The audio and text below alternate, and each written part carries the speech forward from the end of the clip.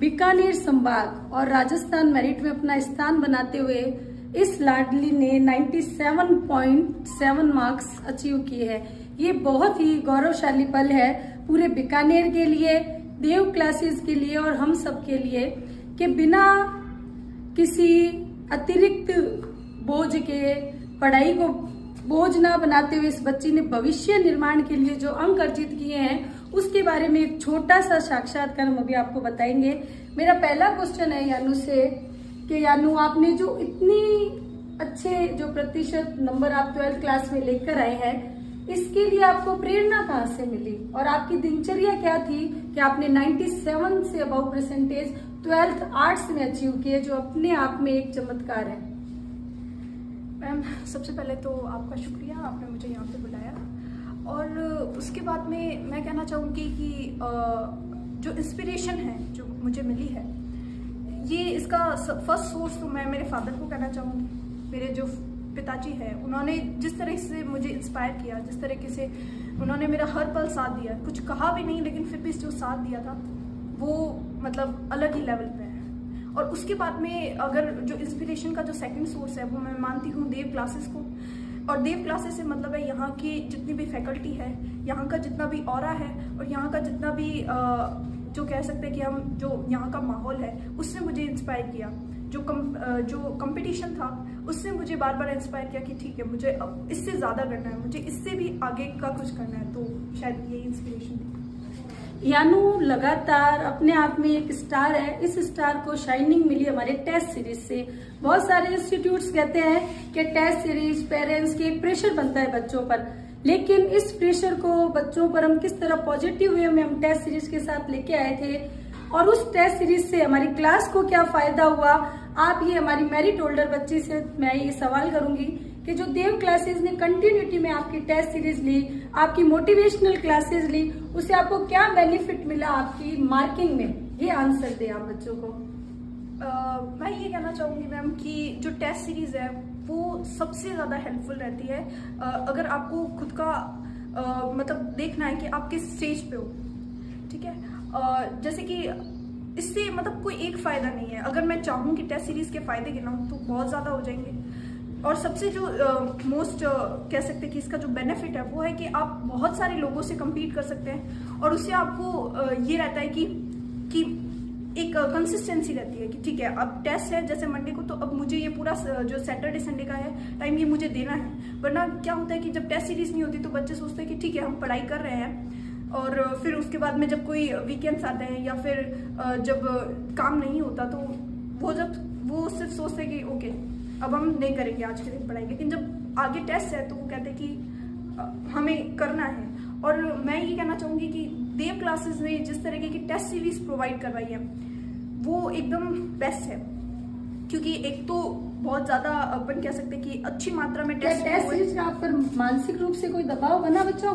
नहीं मैम, बिल्कुल भी नहीं। मैं कहना चाहूँगी कि वो बिल्कुल भी मानसिक दबाव नहीं था और उल्टे का ऐसा रखता था कि हम पढ़ाई से टच में हैं, तो ये एक तरीके से मोटिवेशन भी था। नेक्स्ट मेरा क्वेश्चन है यानू से, इसका व्यक्तिगत रूप से है। इसके लिए मेरा ये प्रश्न कि जिस तरह की संस्थाएं अभी हमारे शहर में, पूरे राजस्थान में, पूरे इंडिया में वर्क कर रही है, कि उन सबसे क्या डिफरेंट है हमारी एकेडमी के अंदर?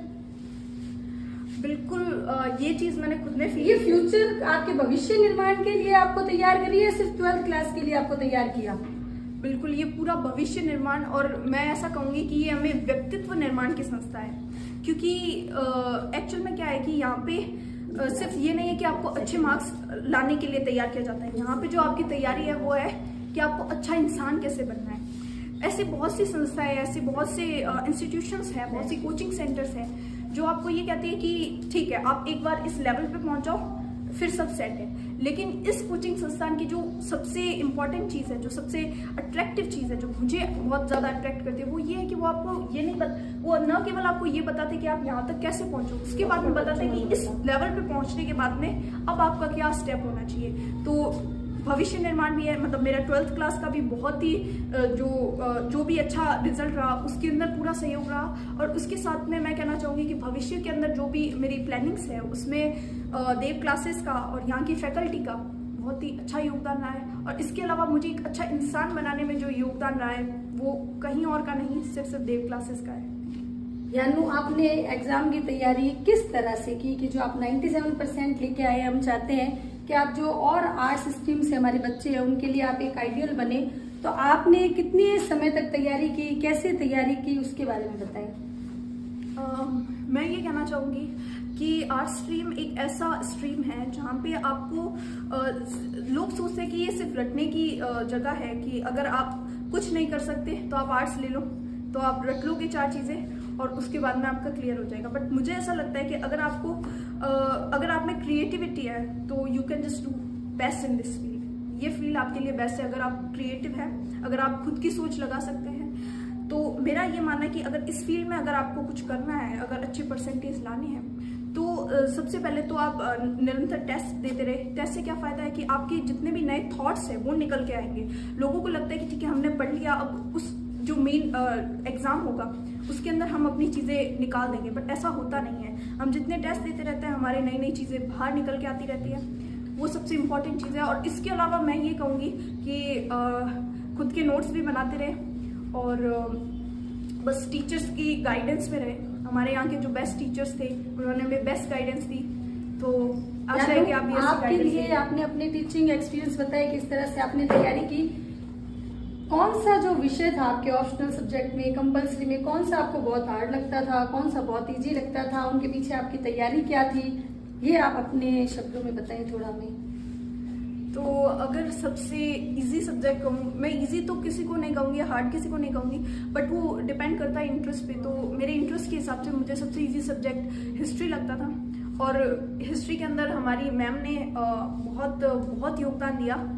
और इसके अलावा मुझे अगर थोड़ा सा हार्ड अगर सब्जेक्ट कहा जाए तो मुझे जियो थोड़ा हार्ड लगता था, बट उसके लिए भी हमारे जो यहाँ की फैकल्टी हैं, हमारे जो सर हैं, उन्होंने इस तरीके से हमें पढ़ाया, इस तरीके से हमें टेस्ट दिए